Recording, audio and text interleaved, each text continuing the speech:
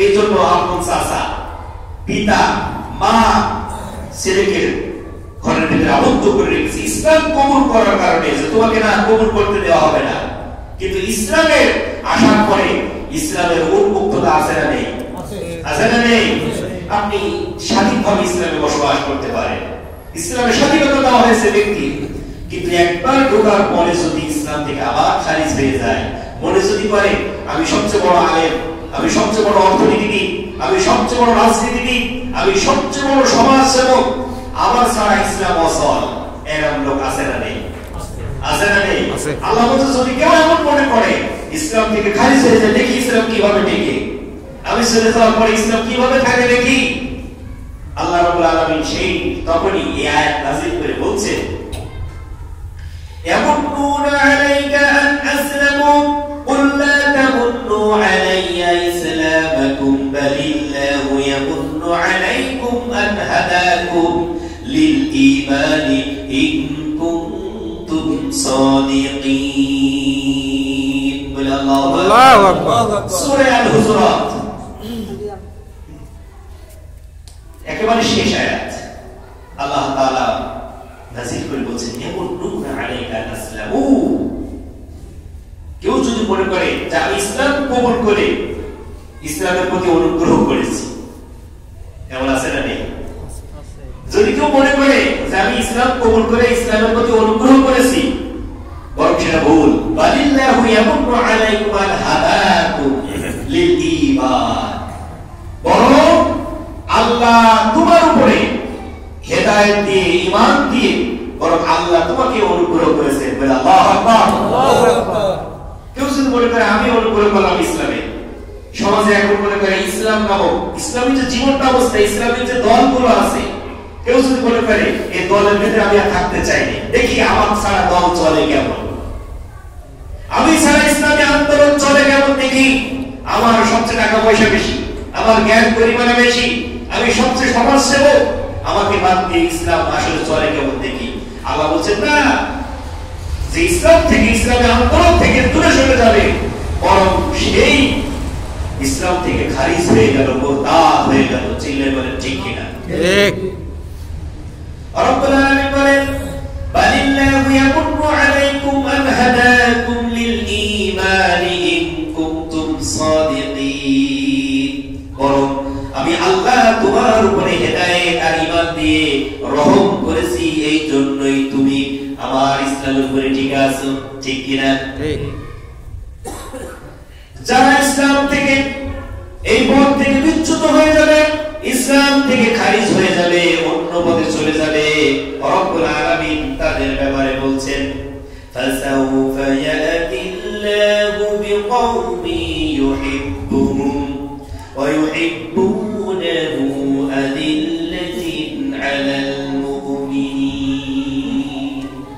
রব্বুল আলামিন বলেন আগে বলে দিয়েছি, যারা ইসলাম থেকে দূরে সরে যাবে, ইসলামী আচরণ থেকে দূরে সরে যাবে, এই মত থেকে বিচ্যুত হয়ে যাবে, তাদের স্থানে আমি আল্লাহ এমন একটা দলকে প্রতিষ্ঠিত করে দেব, যারা আল্লাহকে ভালোবাসে, আল্লাহ তাদেরকে ভালোবাসে।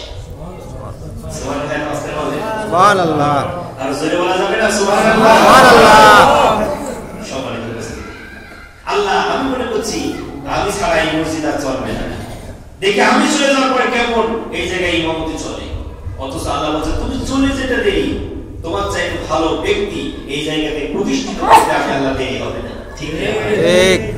যদি কেউ মনে করে আমি ছাড়া মেম্বারে সমাজ আর চলবে না, আল্লাহ বলছেন আউট, তুমি চলে যাওয়ার সাথে সাথে ফাসাও ইয়াতিল্লাহু বিকওম, আমি আরেকটা দলকে আরেকটা জাতিকে এই জায়গায় প্রতিষ্ঠিত করে দেব। দিয়েছে না? বলেছে আমরাই সব করেছি, আমরা ছাড়া প্রবচন, আমরা ছাড়া কিছুই চলে না। অথচ আল্লাহ বললেন না, তুমি চলে যেতে দেরি, ওই জায়গাতে আরেক দলকে আমি আল্লাহ প্রতিষ্ঠিত করতে দেরি হয়নি। ঠিক কিনা? ঠিক। রব্বুল আলামিন বলেন যাদেরকে আমি ওই জায়গায় প্রতিষ্ঠিত করব, তারা পাঁচটি গুণে গুণান্বিত হবে। তাদের এক নম্বর গুণ হবে ইউহিব্বুহুম ওয়া ইউহিব্বুনা, যারা আল্লাহকে ভালোবাসবে, আল্লাহ তাদেরকে ভালোবাসবে। আল্লাহু আকবার। আল্লাহু আকবার। এইজন্য রব্বুল আলামিন আরো বলেন ওয়াল্লাযীনা আমানু আশাদ্দু হুব্বান লিল্লাহ। আল্লাহু আকবার। আল্লাহু আকবার। সূরা আল-বাকারা 165 নম্বর আয়াতে রব্বুল আলামিন বলছেন, যারা ঈমানদার আল্লাহকে ভালোবাসে সব কিছুর ঊর্ধ্বে, তারা আল্লাহর ভালোবাসাকে সবার উপরে রাখে। যারা ঈমানদার, যারা মুমিন, এরা সব কিছুর উপরে ঊর্ধ্বে আল্লাহর ভালোবাসাকে অগ্রাধিকার দিয়ে থাকে।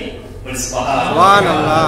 তার দৃষ্টান্ত আমরা দেখেছি যুগে যুগে, যারা সকল কিছুর ঊর্ধ্বে আল্লাহর ভালোবাসাকে অগ্রাধিকার দিয়েছে, তারা নিজের ছেলে মেয়ে বলে, নিজের সম্পদ বলে, নিজের মান মর্যাদা বলে, নিজের টাকা পয়সা বলে, সবকিছুর ঊর্ধ্বে নিজের দলের চাইতেও আল্লাহকে ভালোবাসার কারণে সবকিছু ত্যাগ করে আল্লাহর কাছে রাজারানা পেশ করেছে নিজের জীবনটাকে। ঠিক কিনা বলেন? ঠিক। এই জন্য আল্লাহ বলছেন, তারা সব চাইবে, সবকিছুর ঊর্ধ্বে আমাকে তারা ভালোবাসবে, অগ্রাধিকার দেবে। তারা আমাকে ভালোবাসার কারণে আমি আল্লাহ তাদেরকে ভালোবাসাটা দিয়ে দেব। সুবহানাল্লাহ। রব্বুল আলামিন বলেন, ইয়া আইয়াতুহান নাফসুল মুতমাইন্না ইরজিই ইলা রাব্বিকি রাদিয়াতান মারদিয়া। আল্লাহু আকবার।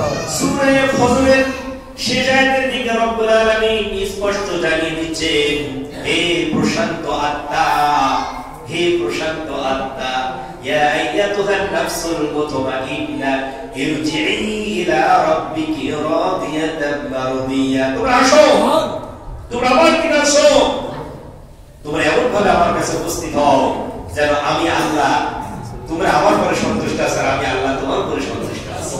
সুবহানাল্লাহ।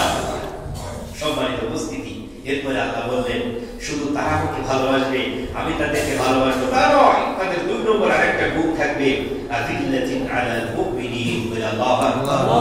তারা মুমিন যারা হবে, ঈমানদার বান্দা, তার আরেক মুসলিম ভাইয়ের প্রতি সে হবে রহমদিল, তার মধ্যে অনুগ্রহ, তার মধ্যে থাকবে সে একবারে মায়া মমতায় ভরা। এমনকি একজন মুমিনের জন্য, একজন তার আরেক ইসলামী ভাইয়ের জন্য, আন্দোলনের কর্মীর জন্য সে নিজের জীবনটা বিলিয়ে দিতে দ্বিধাবোধ করবে না। ঠিক কিনা? ঠিক। নিজের জীবনটা সে বিলিয়ে দেবে।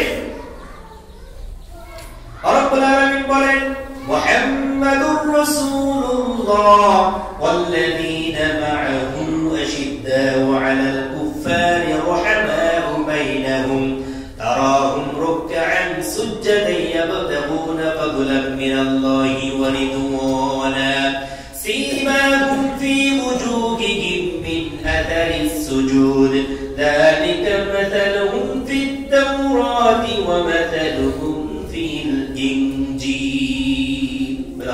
الله أكبر. سورة ফাতহির ভিতরে আল্লাহ রাব্বুল আলামিন স্পষ্ট জানিয়ে দিচ্ছেন, মুহাম্মদ আল্লাহ তাআলার রাসূল সাল্লাল্লাহু আলাইহি ওয়াসাল্লাম, তার সহকর্মী যারা, তার সাহাবী যারা, তার সঙ্গী যারা, তারা আরেক মুসলমানের জন্য আছে রহমদিল, আরেক মুসলমানের জন্য তারা নরম, তারা একেবারে তার প্রতি দয়াদ্র, তার প্রতি দয়াদ্র, তারা রহমা। কিন্তু আরেকজন কাফেরের জন্য, আরেকজন বিধর্মীর জন্য সে হচ্ছে কঠিন দিন, সে হচ্ছে কঠিন দিন, আপোষহীন ইসলামের জন্য, তার সাথে কোনো আপোষ নেই। যখন ইসলামের জন্য সে যাবে, বিধর্মী যেই হোক না কেন, ইসলাম বিদ্বেষী যারা, তাদের সাথে সে আপোষহীন, কোন প্রকারে আপোষ করতে পারে না, এটা আপোষ করতে পারে না। তারা রুকান সুজদা, আপনি দেখবেন তারা রুকু সিজদা দিয়ে তাদের কপালে চিহ্ন আছে না নেই? আছে না নেই? তাদের কথা আল্লাহ তাআলা শুধু কোরআনেই বলে নাই, তাদের কথা তাওরাতেও আল্লাহ তাআলা বর্ণনা করেছিল, ইনজিলের মধ্যেও আল্লাহ তাআলা বর্ণনা করেছিল। সুবহানাল্লাহ।